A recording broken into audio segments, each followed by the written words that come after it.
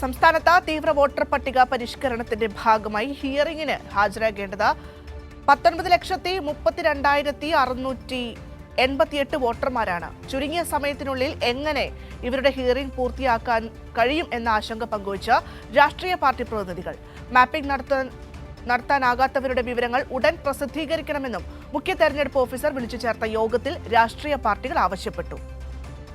കരട് വോട്ടർ പട്ടിക പ്രസിദ്ധീകരിച്ചതിന് ശേഷമുള്ള രാഷ്ട്രീയ പാർട്ടികളുടെ രണ്ടാമത്തെ യോഗമായിരുന്നു ഇന്ന് നടന്നത്. ജനുവരി 22 വരെ കരട് വോട്ടർ പട്ടിക സംബന്ധിച്ച അവകാശവാദങ്ങളും എതിർപ്പുകളും അറിയിക്കാം. നിലവിലെ പട്ടിക പ്രകാരം 19,32,688 പേർ വോട്ടവകാശം നേടുന്നതിനായി രേഖകൾ സഹിതം ഹിയറിംഗിന് ഹാജരാകണം. ഇതുവരെ 18,915 പേർക്ക് നോട്ടീസ് നൽകിയതായും മുഖ്യ തെരഞ്ഞെടുപ്പ് ഓഫീസർ രത്തൻ യു ഗേൽക്കർ അറിയിച്ചു. ക്ലെയിംസ് ആൻഡ് ഒബ്ജെക്ഷൻസ് പീരീഡിലാണ്. ഡിസംബർ 23 മുതൽ ജനുവരി 22 വരെ ക്ലെയിംസ് ആൻഡ് ഒബ്ജെക്ഷൻസ് പീരീഡ് ഉണ്ട്. അതിനൊപ്പം നോട്ടീസ് നൽകാനും ഹിയറിംഗ് ചെയ്യാനുള്ള അവസരം ഫെബ്രുവരി 14 വരെ ഉണ്ടാവും. പിന്നെ അന്തിമ വോട്ടർ പട്ടിക പ്രസിദ്ധീകരിക്കുന്ന ദിവസം 21 തീയതി ഫെബ്രുവരിയാണ്. എന്നാൽ ചുരുങ്ങിയ കാലയളവിനുള്ളിൽ ഇത്രയധികം പേരുടെ ഹിയറിംഗ് എങ്ങനെ പൂർത്തിയാക്കുമെന്ന ആശങ്ക രാഷ്ട്രീയ പാർട്ടികൾ യോഗത്തിൽ പങ്കുവച്ചു.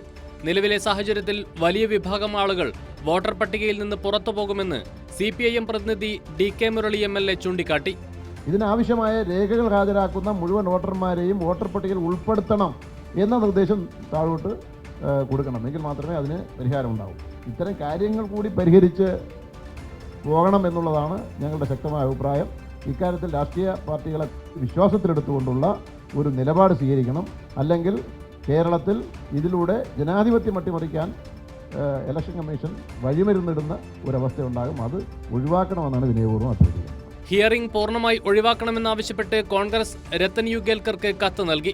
മാപ്പിംഗ് നടത്താനാകാത്തവരുടെ വിവരങ്ങൾ ഉടൻ പ്രസിദ്ധീകരിക്കണമെന്ന് BJP ഒഴികെയുള്ള എല്ലാ രാഷ്ട്രീയ പാർട്ടികളുടെ പ്രതിനിധികളും യോഗത്തിൽ ആവശ്യപ്പെട്ടു. കൈരളി ന്യൂസ്, തിരുവനന്തപുരം.